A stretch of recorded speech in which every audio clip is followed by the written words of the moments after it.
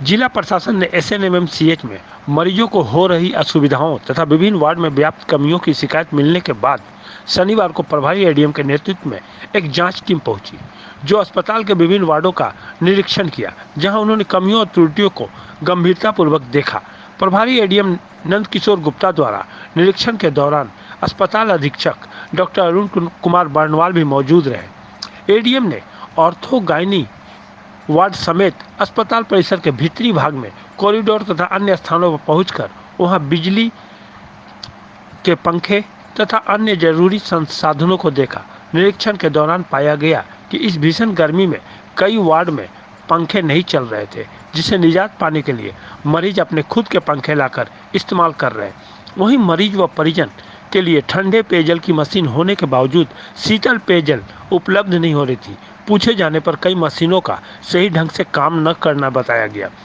इस संबंध में अधीक्षक डॉक्टर अरुण कुमार बर्नवाल ने बताया है कि प्रशासन ने सकारात्मक पहल करते हुए अस्पताल का निरीक्षण किया है, जो एक सराहनीय कदम है। वहीं अस्पताल के वार्डों में कुछ कमियां पाई गई है, जिन्हें दूर कर लिया जाएगा। साथ ही कमियों और त्रुटियों के लिए जिम्मेवार कर्मियों के खिलाफ जांच के बाद अनुशासनात्मक कार्रवाई की जाएगी। अधीक्षक ने यह भी कहा कि अस्पताल में गंदगी तो होगी ही, क्योंकि मरीज और परिजन रहेंगे तो वहाँ गंदगी होना स्वाभाविक है, परंतु सफाई कर्मी उसे तुरंत सफाई कर देते हैं, क्योंकि जहाँ लोग रहेंगे वहाँ गंदगी होना है। ज़रूरत इस बात की है कि उसे तुरंत साफ कर दिया जाए। वहीं अधीक्षक ने एक अन्य सवाल के जवाब में बताया कि अस्पताल में कमियां और समस्याएं हैं, जिन्हें जिला प्रशासन के समक्ष रखा गया है।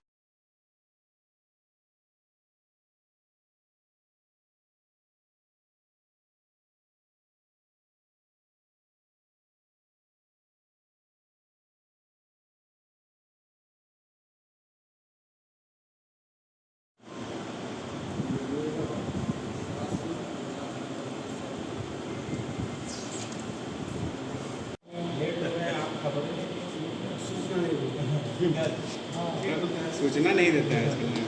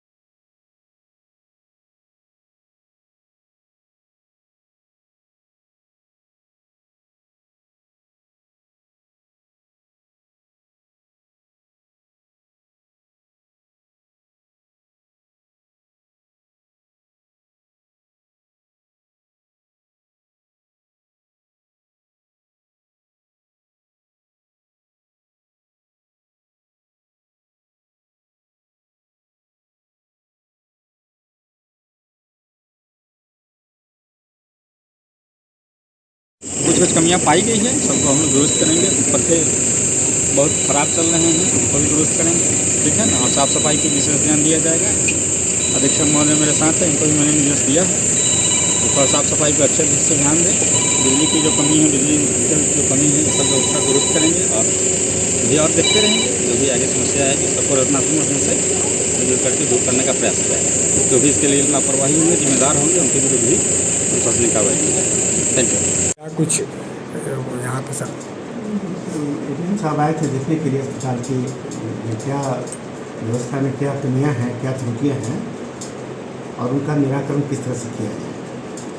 तो मैं इसे जिला प्रशासन के द्वारा बहुत पॉजिटिव जेस्टर के रूप में लेता हूँ।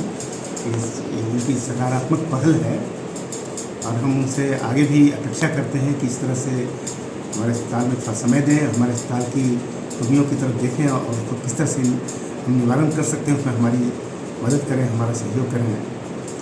हमारे अस्पताल की सबसे बड़ी समस्या है हमारे यहाँ मरीज के परिजन और परिजनों के बहाने असामाजिक तत्व दोनों हमारे अस्पताल के परिसर में विचरण करते रहते हैं, जो हमारे अस्पताल को सुव्यवस्थित रखने में सबसे बड़ी बाधा है। इसके लिए पहले भी जिला प्रशासन से हम लोगों ने मदद मांगी थी और जिला प्रशासन का रवैया बहुत सकारात्मक रहा था और एक बहुत अच्छा निर्णय लिया गया था कि हमारे अस्पताल में जो बहुत सारे अनुचित रास्ते हैं लोगों के घुसने के, उनको बंद कर दिया जाए और 1 या 2 रास्ता ही रखा जाए जिसमें मरीज और मरीज के पर्दे आ सकें।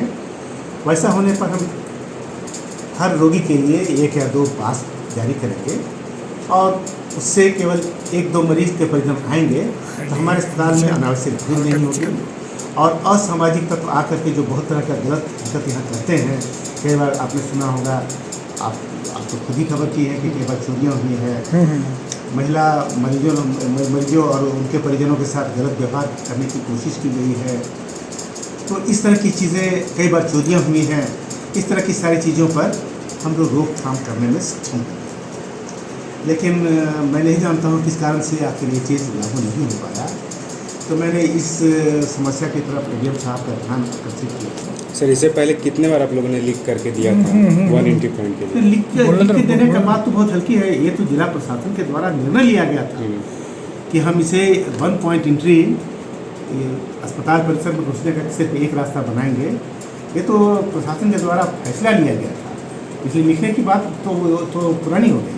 ये फैसला लिया गया, नीतिगत फैसला हुआ, लेकिन मैं नहीं जानता किस कारण से ये लागू नहीं हो पाया और इसीलिए मैंने जिला प्रशासन का ध्यान फिर से इस तरह आकर्षित करने की कोशिश की। उन्होंने ये भी कहा कि कई सारे गंदगी का अंबार यहाँ पर लगा हुआ है, पानी का व्यवस्था नहीं है, मरीजों का व्यवस्था ठीक ठाक पानी की कोई कमी नहीं है हमारे यहाँ, 24 घंटे पानी रहते हैं। यहाँ तक कि अगर मैथन से अगर 2 दिन तक पानी नहीं आएगा तो भी हमारे पानी का कोई दिक्कत नहीं होगा हमारे यहाँ। इस गर्मी में सर फैन की प्रॉब्लम सामने आ रही है, काफ़ी फैन खराब है, तो आगे क्या कुछ कार्रवाई कब तक इसका डिस्कशन मैडम, चलेगा? फैन के मामले में क्या है, पंखों के मामले में क्या है, हमारे परिसर में जितने भी पंखे लगे हुए हैं वो विद्युत विभाग के द्वारा लगाए गए हैं। उनका रखरखाव भी वही करते हैं और उसमें हमारा कोई नियंत्रण नहीं है। हम सिर्फ उसके लिए अपना हम अधियाचना भेजते हैं। अब उस पर कार्रवाई वो न करें तो उसमें मेरा कोई नियंत्रण नहीं रहता। इस बारे में हमने कई बार फ़ोन करने का, दूरभाष पर हमने संपर्क करने की चेष्टा की। मेरा दुर्भाग्य है या शायद मेरी में ही कुछ कमी होगी कि विद्युत विभाग के अभियंता लोग पीएमसीएच के अधीक्षक का फ़ोन वो लोग नहीं उठाते। उनके जो ठेकेदार हैं जिनको उन्होंने संवेदक को इसकी जिम्मेदारी सौंपी है, वो हमेशा बदतमीजी के साथ पेश आते हैं, बोलते हैं मैं नहीं बनाऊंगा, जो बनाना था बना दिए, इसके आगे मैं।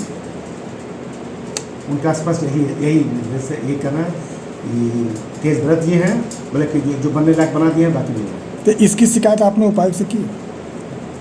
उपायुक्त तो करना चाहिए था, चूँकि नहीं, ये उपायुक्त महोदय तो हमने नहीं कहा, ठीक है, लेकिन हमारा नियंत्रण इस पर नहीं है।